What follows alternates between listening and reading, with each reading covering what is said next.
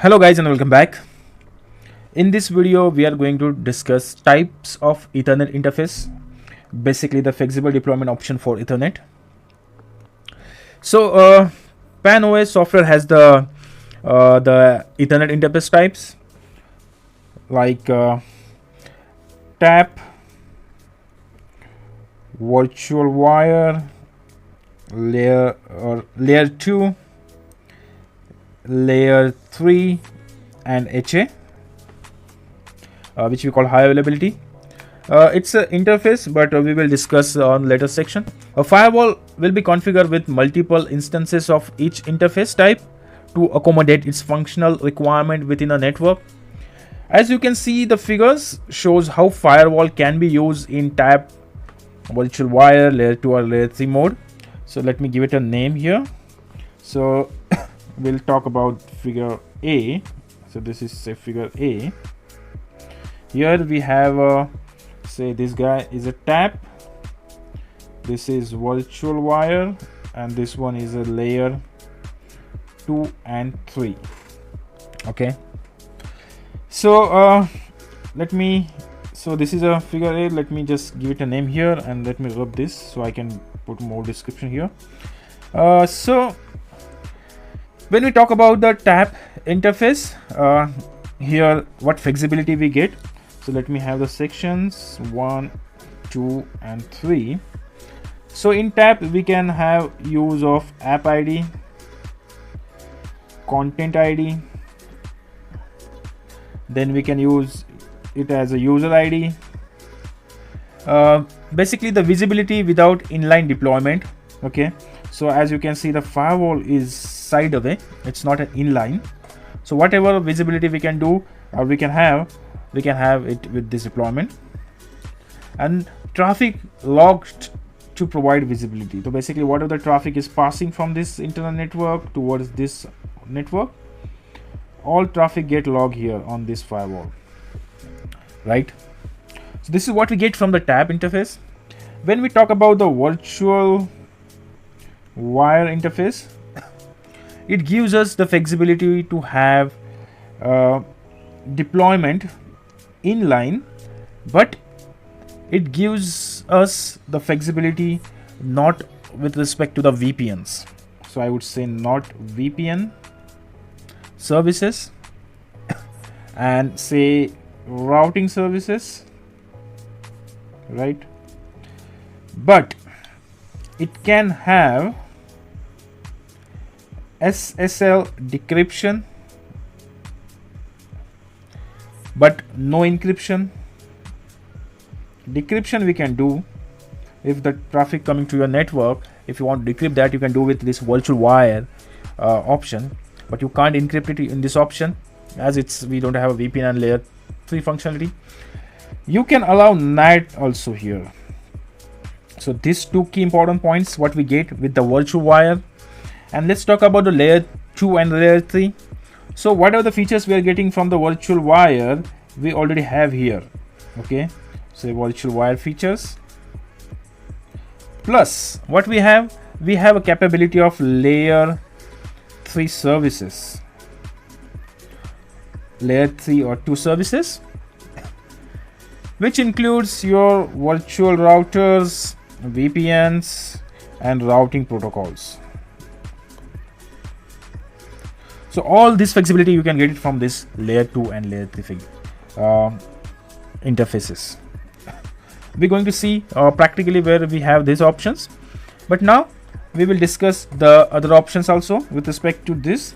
So I am just extending this part here. So this is diagram B and C we will discuss later, but for now let's have the more description here. So, or these are the 3 main interface types we use in day-to-day life, but we have other options also. Like let's discuss about the option of the interface which we call decrypt mirror. So Palo Alto 3000, 5000 and 7000 series of firewalls only have this feature, decrypt mirror. So if your involvement having these firewalls, you will be having this feature, decrypt mirror. This feature enables decrypted traffic from a firewall to be copied and sent to traffic collection tool that can receive raw packet capture, such as NetWitness or Solera, archiving analysis traffic. Mirror and DLP, we require a free license, to use this feature. Now, if you look at the say diagram B here, the port look like this. This guy can be configured as a decrypt mirror interface. So you can configure port which look like this as a decrypt mirror, right?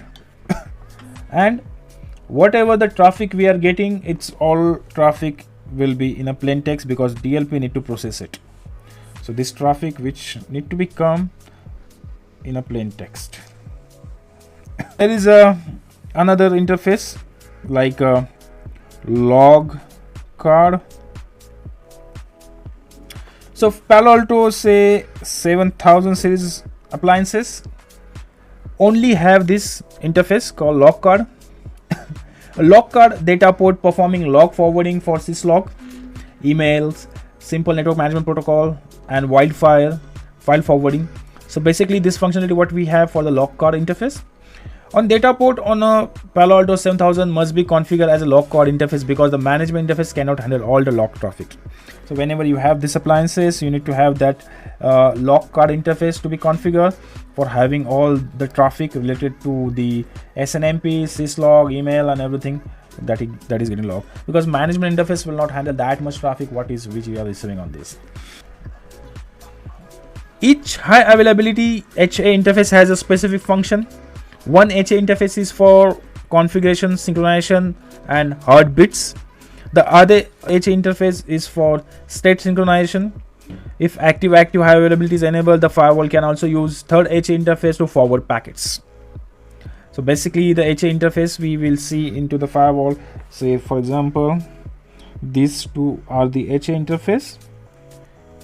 And if we want to use this HA interface, you can use one HA interface configured for the synchronization heartbeat. The other one you can use as an interface to be synchronization. And if you have the firewall which support the active, then the third HA interface also there, which is generally used for the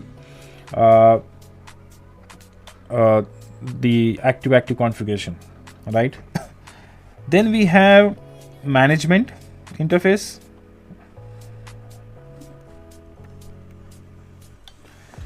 The management interface are used to manage a firewall using either RJ45 or serial or console port. We all know that, right? Then we have loopback interface, and don't underestimate the loopback interface. It's very important. Loopback interface are layer 3 virtual interface that connect to a virtual router in a firewall. Loopback interface are used for multiple network engineering and implementation purposes. They can be destination configuration for DNS sync holes, global protect service interfaces like portal and gateways, routing identifications, and many more. So we have a lot of use cases when we talk about the loopback. And finally we have a tunnel interface.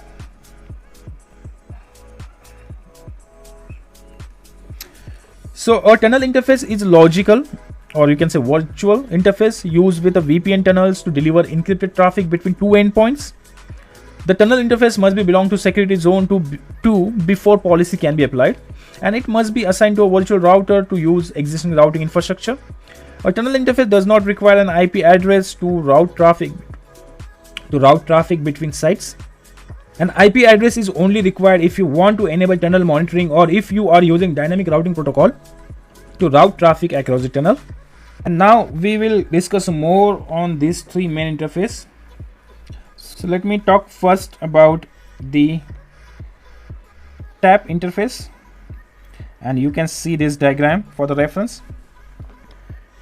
A tap interface monitor traffic that is connected to a network switch mirror span port. As you can see, one of the port we can connect like a tap port, and we can monitor whatever the traffic. This monitor traffic is forwarded by the switch port to the firewall's tap interface and analyzed by the app ID, user ID, content ID, and other traffic, just like any other normal data traffic that would pass through the firewall. Before traffic can be logged. A security policy must be configured that include a tab zone. So you need to have a security policy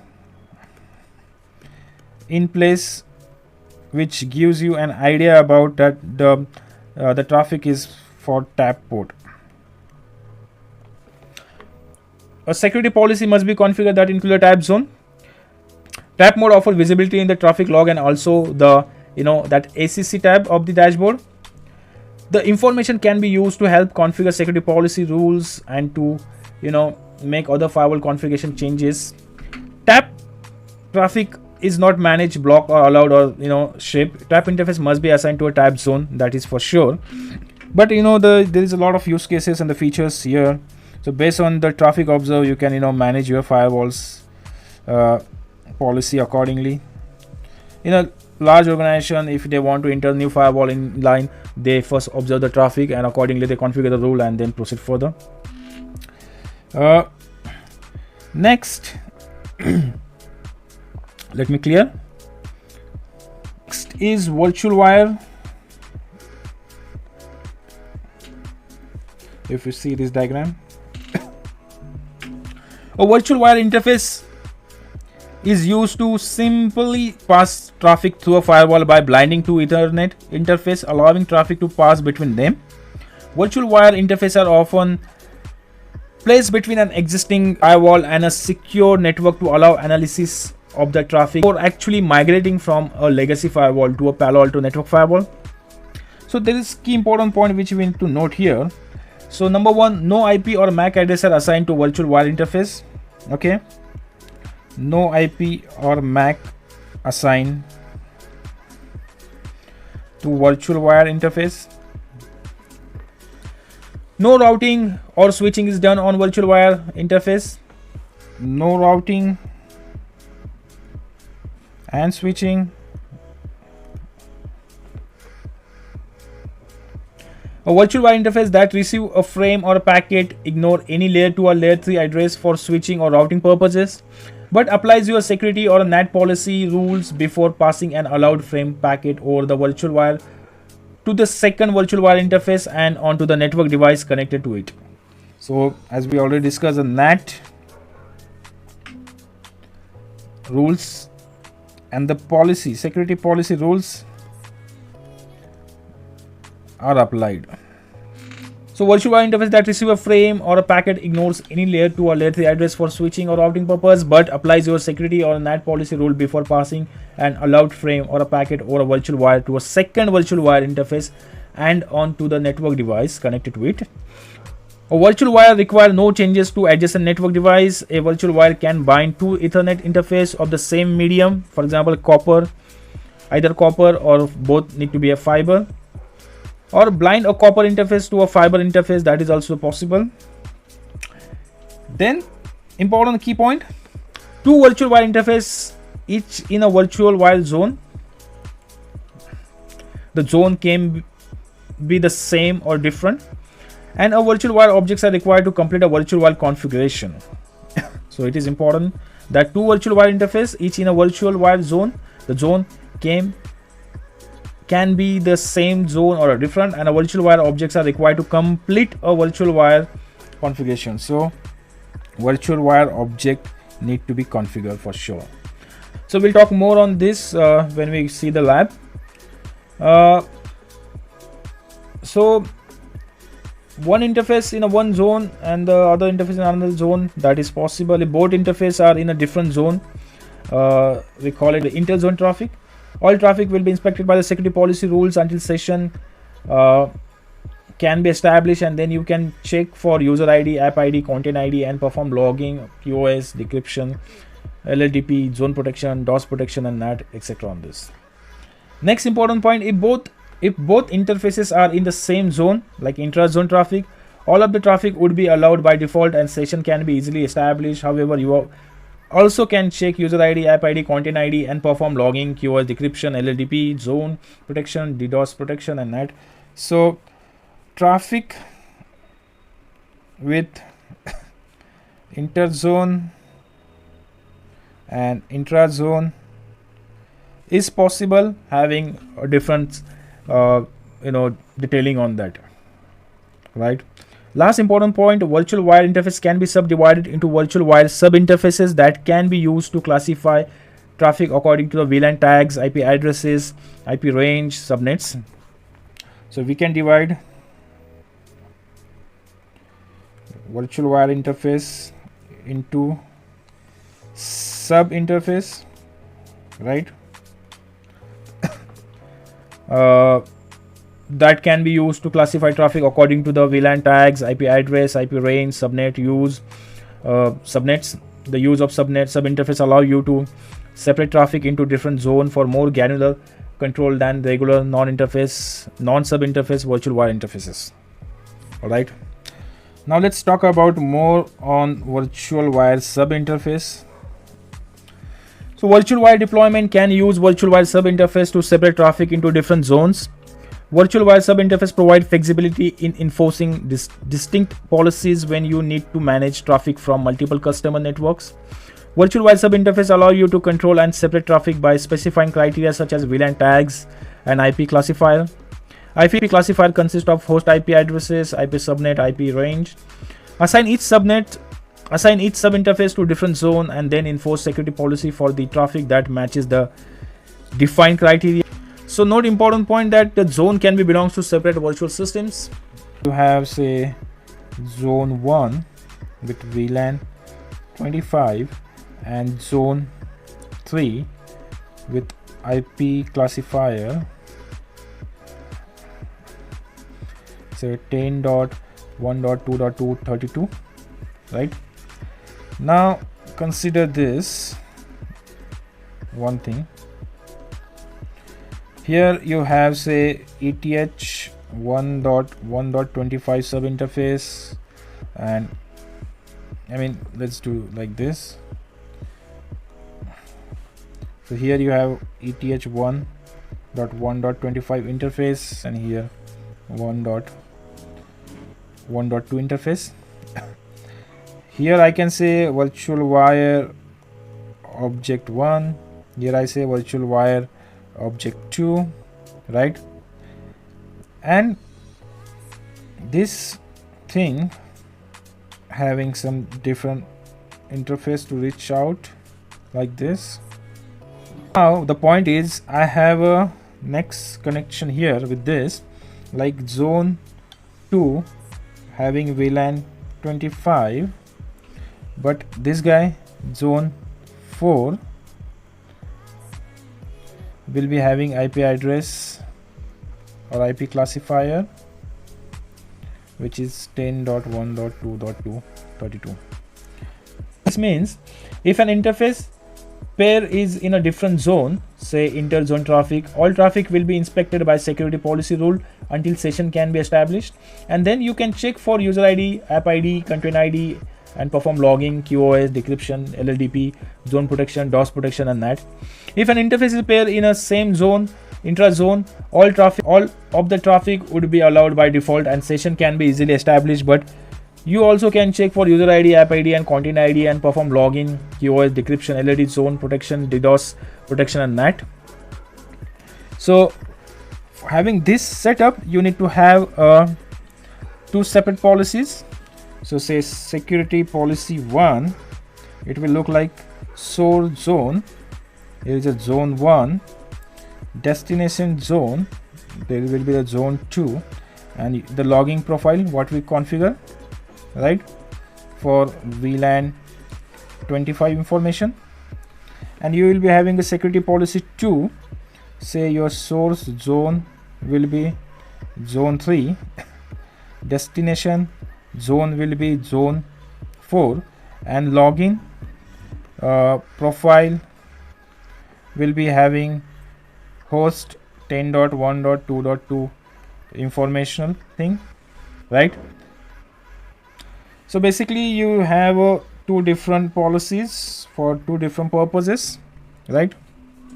That is all possible with this virtual wire. There is a lot of use cases we will discuss in a practically if you not understand here, right? Layer 2 and layer 3, layer 2 and layer 3. Layer 2 interfaces are used to switch traffic between other layer 2 interfaces. Before switching can take place, each layer 2 interface must be assigned to a VLAN object. Assignment of the interface that belongs to the same VLAN but exists in a different layer 2 zone allow you to analyze, shape, manage, and decrypt the traffic. Layer 2 traffic can be routed to other layer 3 interface using layer 3 VLAN interfaces. Note that layer 2 interface do not participate in spanning tree or other forwarding BPDUs. So simply we can inline the firewall and having the layer 2 interface in it. Also in layer 2 we'll be having layer 2 sub interfaces, right? So layer 2 interface can be subdivided into the layer 2 sub interfaces. For each Ethernet port configured as physical layer 2 interface, you can define an additional logical layer 2 interface sub interface for each VLAN tag assigned to the traffic that port receives. Firewall enables layer 2 switching between the layer 2 sub interface that are connected to the same VLAN object. To enable switching between layer 2 sub interface, assign the same VLAN object to the sub interface even though layer 2 sub interface are available on Palo Alto network firewall. The best practice is to use layer 3 sub interfaces. Use of layer 3 sub interfaces isolates layer 2 traffic. It provides routing and subnetting features. This is critical. Similarly, we have description for the layer 3. Let's discuss that. Layer 3 here. So in layer 3 deployment of firewall route traffic between multiple interfaces, a virtual router object must exist for the firewall to route traffic between layer 3 interfaces. Layer 3 interfaces are assigned IP addresses. PAN-OS software support both IPv4 and IPv6 addressing. As in case most interface types, layer 3 traffic can be monitored, analyzed, managed, shape, translate, and encrypt or decrypt. If a tunnel is used for routing or if the tunnel monitor is turned on, the tunnel needs an IP address. The advanced tab what we have contain options that enable you to configure a variety of the layer 3 interfaces setting such as MTU, static ARP, LLDP, IPv6, NDP like link speed, duplex settings. Both IPv4 and IPv6 address can be configured on a single interfaces. Layer 3 interface also like we call it like a loopback interface or layer 3 interface or layer 3 virtual interface that connect a virtual router in a firewall. Loopback interface are used for multiple network engineering and implementation purpose. They can be destination configuration for DNS, sinkhole, global protect service interface, portals and gateways, routing identification and more. Unlike TAP, virtual wire or layer 2 interface, layer 3 interfaces can be used to manage firewall using an interface management profile. An interface management profile protects the firewall from unauthorized access by defining the protocol service and IP address that firewall layer 3 interface permit for management traffic. You can configure layer 3 interface with one or more static IPv4 addresses or DHCP client. A single layer 3 interface can be assigned multiple IPv4 addresses, although they should not be the same subnet. Okay, right? You can configure layer 3 interface with one or more IPv6 addresses either as a link local address or global address. Layer 3 interface also can be configured as a sub interface, which each sub interface assign a unique addresses as a sub interface. For each Ethernet port configured as a physical layer 3 interface, you can define additional logical layer 3 interface sub interface. Layer 3 sub interfaces possesses the same capability and feature as layer 3 interface with a difference being that layer 3 sub interface are assigned to 802.1q VLAN. A virtual router object is required to route traffic between each VLANs. Now let's see where we can find this zone and their types. So once you come to the your Palo Alto firewall, then you have to go to the network, and from network if you see there is something called zones, and if you say add zone, you will find the the type of zone here. Under a type there's a tab virtual wire layer 2 layer 3, and with the latest version we have a tunnel zone as well. So basically what you need to give the name and what type that zone will be, right? For example, if I say just a name like a zone, and if I say it's a tab zone, right, then I can add whatever the interfaces I have. Right now I don't have any interface configured, but whatever the interface you have, you can add this interface configuration after having this zone in place. So yeah, you can do that. And if you want to apply some zone protection profile, you can do it from here. Log setting, whatever you have to say, forwarding the log or something like that, you can do it from here.